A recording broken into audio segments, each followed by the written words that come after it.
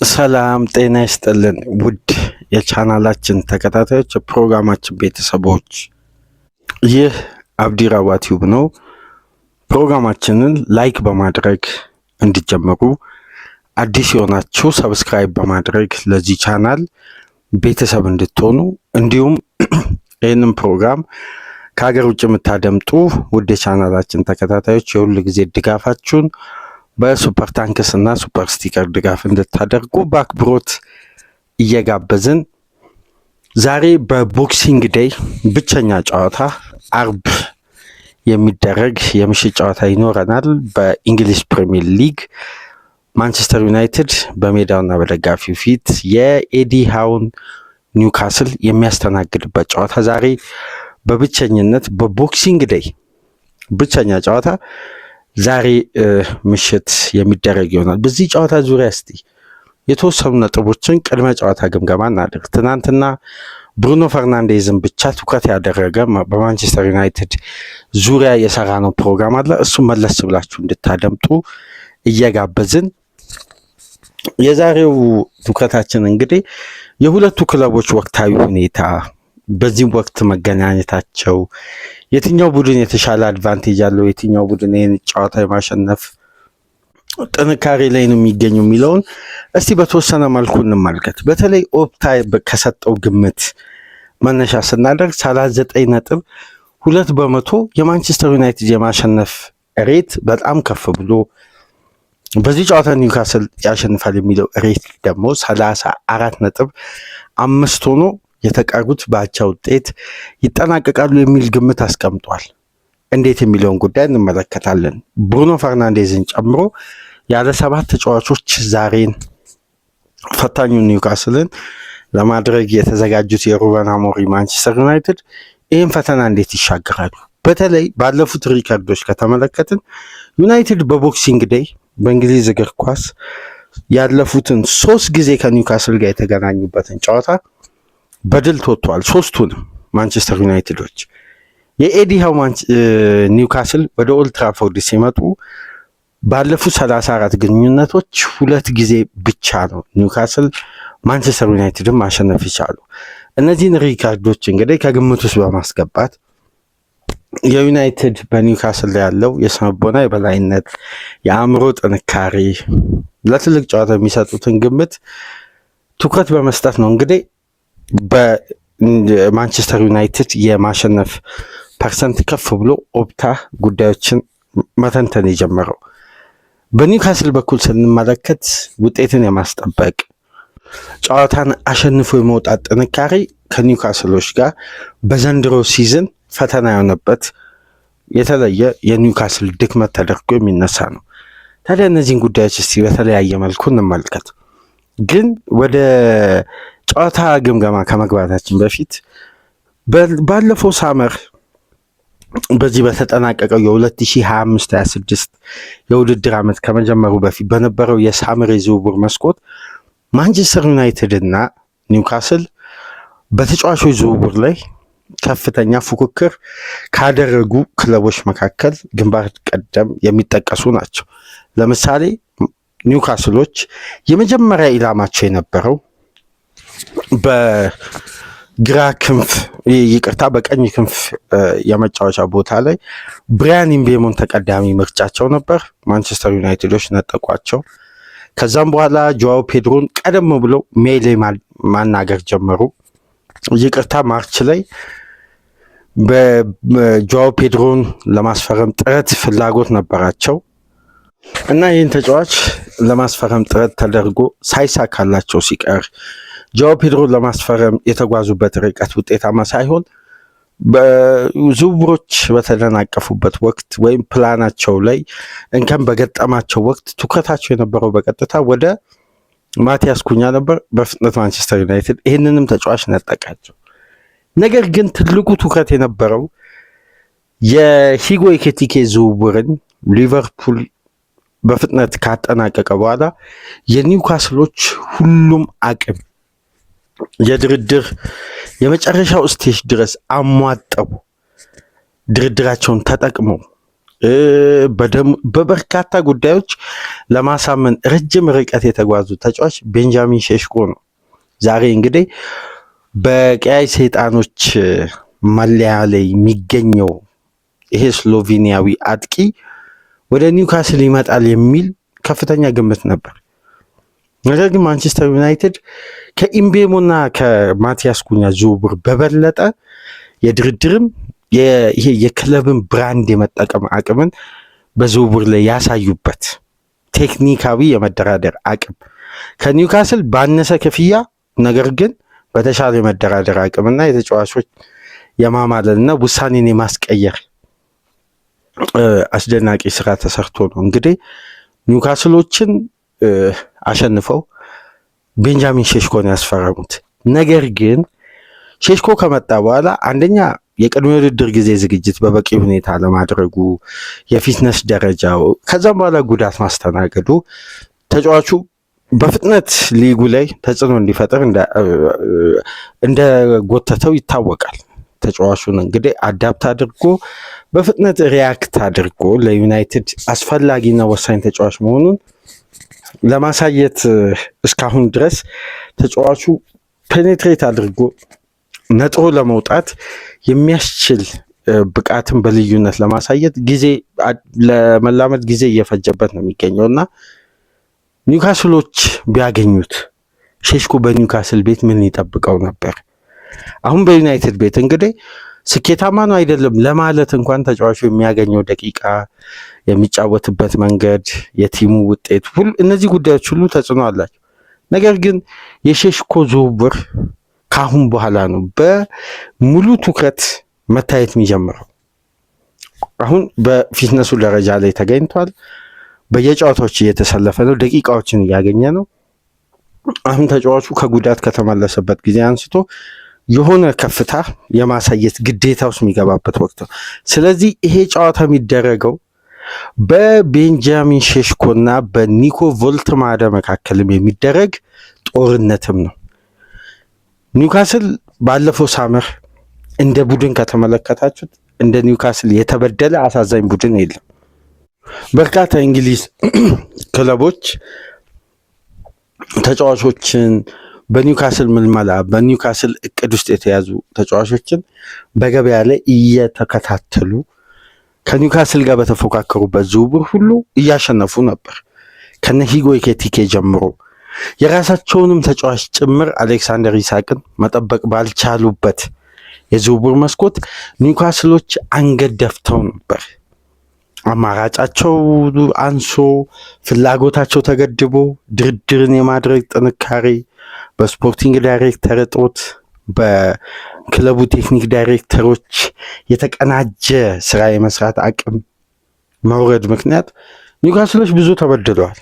ማለት ራሳቸውን እናጠናክራለን ብለው ባሰቡት ደረጃ ወደ ገበያ ገብተው ግን በዛ ደረጃ የፈለጉትን ተጫዋቾች አላገኙም።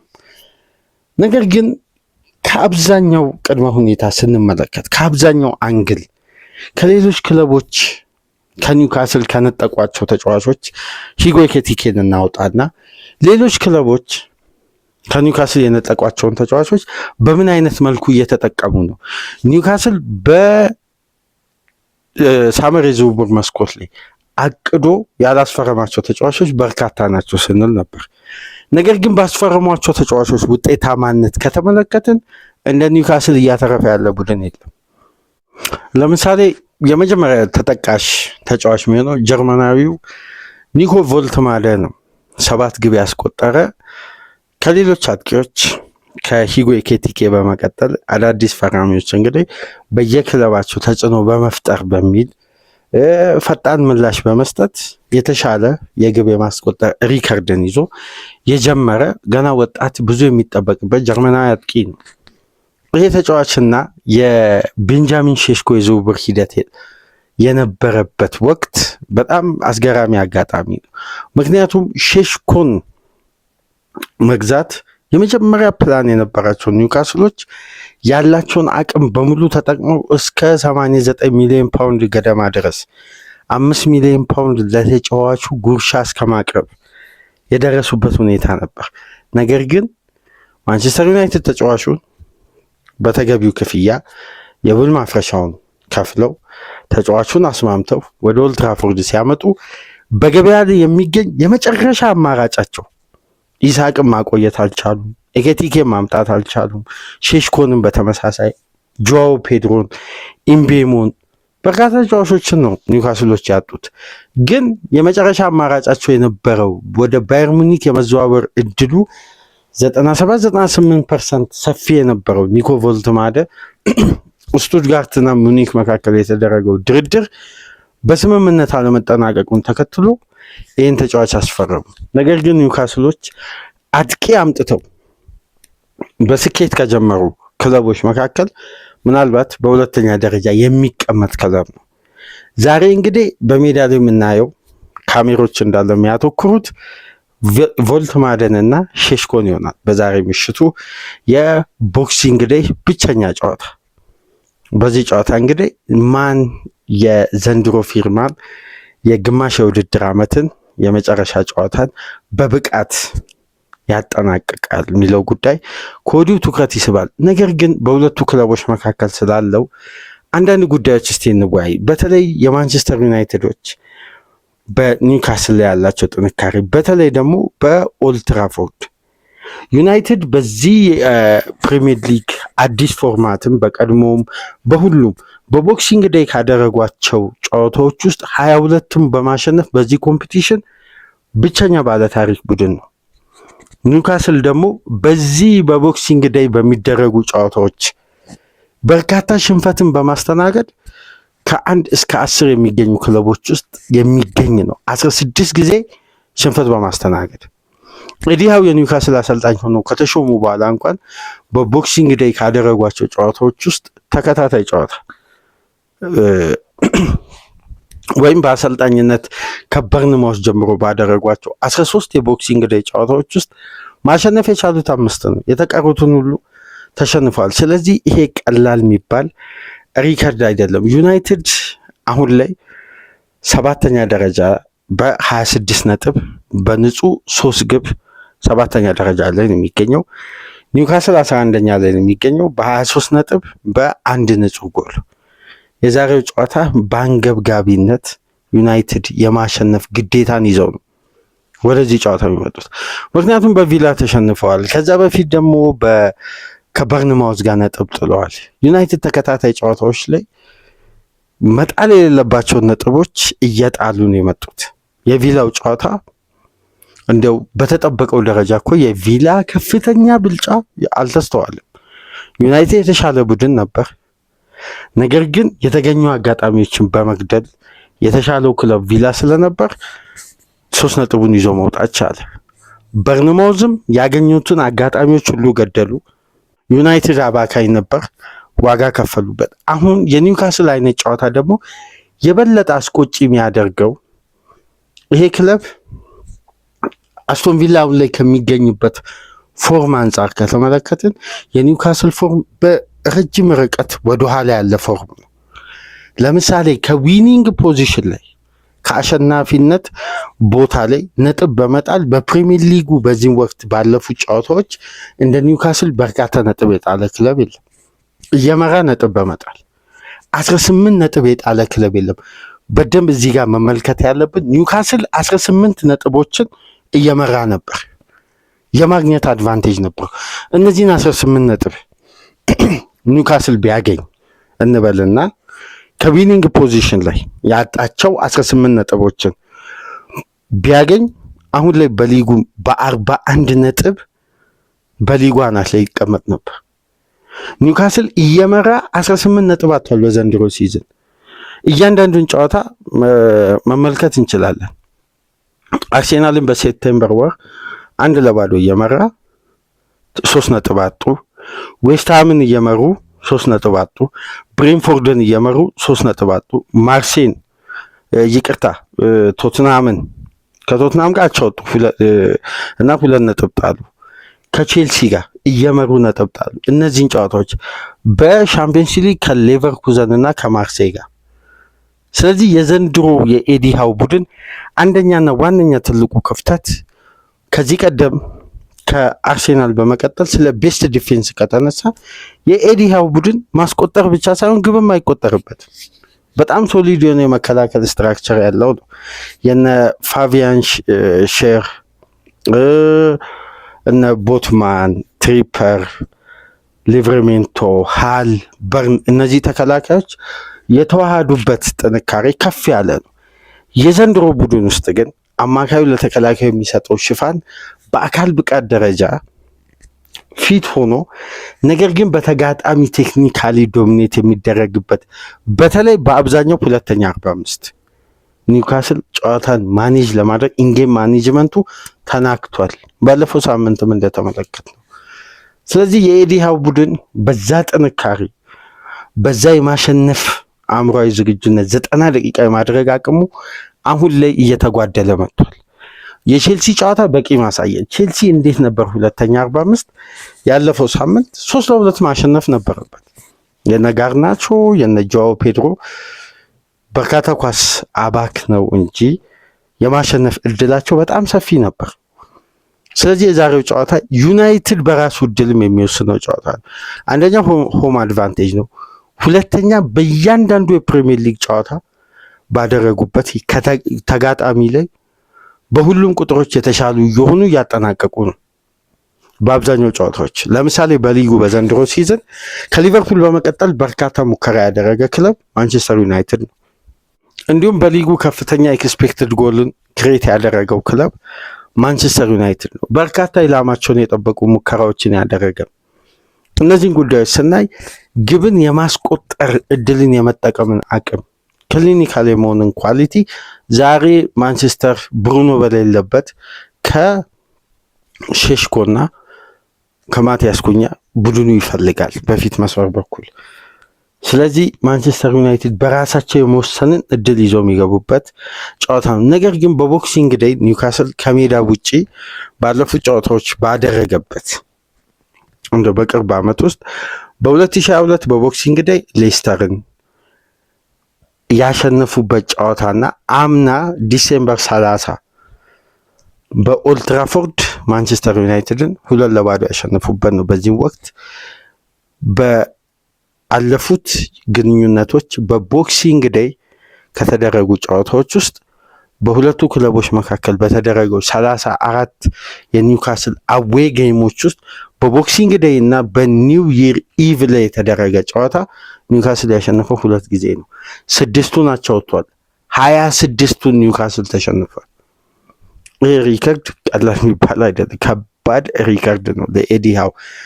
ይሄን የአዌ ማች ሪከርድን ለማሻሻል ዛሬ ወደ ኦልድ ትራፎርድ ይጓዛሉ። አምና ያሸነፉት ስቴዲየም ነው። ማንቸስተር ዩናይትድ የአምናውን ለመበቀል የሚዘጋጅበት የጨዋታ መንገድ ነውና የዛሬው ጨዋታ ፉክክሩ ማራኪ እንደሚሆን ይጠበቃል። አንቶኒ ጎርደን እንግዲህ በዚህ ጨዋታ በኒውካስል በኩል አንደኛው መነጋገሪያ ርዕስ ነው። ምክንያቱም ባለፉት 6 ጨዋታ ይሄ ተጫዋች 4 የግብ ተሳትፎ ማድረግ በ6 ጨዋታ 6 የግብ ተሳትፎ ማድረግ የቻለ 4 ግብና 2 አሲስት በማድረግ ይቅርታ በ4 ግቦች ላይ ተሳትፎ በማድረግ 2 ግብ 2 አሲስት በማድረግ በጥሩ ፎርም ላይ የሚገኘው። በተቃራኒው ደግሞ የማቲያስ ኩኛ ተከታታይ ጨዋታዎች ላይ የማስቆጠር አቅምና አሁን ኳስና መረብን የማገናኘት ይሄን የማስቆጠርን የግቡን አንግል ማግኘቱ የበለጠ ኩኛም በዚህ ጨዋታ ተጠባቂ ያደርገዋል። ነገር ግን ኒኮ ቮልተማደ ባለፉት ጨዋታዎች በሁሉም ውድድሮች ባደረገበት 4 ግብና 2 አሲስት ማድረጉ ይሄ ተጫዋች የበለጠ በኒውካስል ደጋፊዎች ተወዳጅነቱ ከፍ ብሏል። እንደምታስታውሱት ታይም ሳይድ ከባዱ ደርቢ ላይ በራሱ መረብ ላይ አስቆጥሮ በጣም የኒውካስል ደጋፊዎች እንግዲህ ክለባቸውን ተጫዋቾቻቸውን ስለሚወዱ እንጂ ከፍተኛ የሞራል ስብራት ውስጥ የከተተ ሽንፈት ነበር በሰንደርላንድ 1-0 ያስተናገዱት። ከዛም በኋላ ግን በቼልሲው ጨዋታ 2 አስቆጥሮ ደጋፊውን ክሷል እና በዛሬው ጨዋታ ይጠበቃል የሼሽኮና የቮልተማደ የአንቶኒ ጎርደን እና የማቲያስ ኩኛ የፊት መስመር ጥንካሬ የሚፈተንበት ጨዋታ ነው። ይህን ጨዋታ ተመልክተን ደግሞ ቅዳሜ ኖቲንጋም ፎረስት ከማንቸስተር ሲቲ፣ አርሴናል ከብራይተን፣ ሊቨርፑል ከወልቭስ እንዲሁም ቼልሲን ካስቶን ቪላ ሰብሰብ አድርገን ወደ እናንተ በቅዳሜ ንጋት ፕሮግራማችን ምንመጣ ይሆናል። ላይክ፣ ሼር፣ ሰብስክራይብ ማድረጋችሁ እንዳትረሱ። ከሀገር ውጭ የምታደምጡ የሁል ጊዜ ድጋፋችሁን እንድታበረክቱ በአክብሮት እየጋበዝን አርብን እንግዲህ በአንድ ፕሮግራም ከእናንተ ጋር በእንዲህ መልኩ ቆይታ ያደረግን። ሰላም ቆዩ።